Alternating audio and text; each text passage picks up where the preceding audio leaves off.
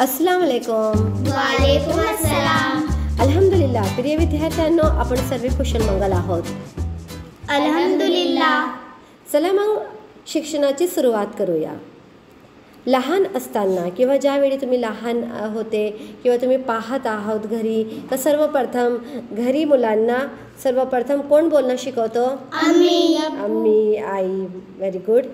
लहान मुलांना घरी कोण कोण शिकवतो? अम्मी, अब्बू, दादा, दादी. आई, वडील, आजी, आजोबा. अम्मी, अब्बू म्हणजे मराठी आपण शिकत आहोत, मराठीत बोला. ओके.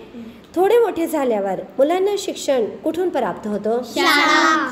कुठून? शाळेतून प्राप्त होतो.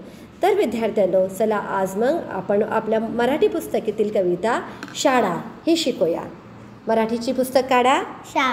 शाळा. शाळा ही कविता ऐका, वाचा आणि म्हणा. चला मग शाळा ह्या कवितेचं आपण अध्ययन करू.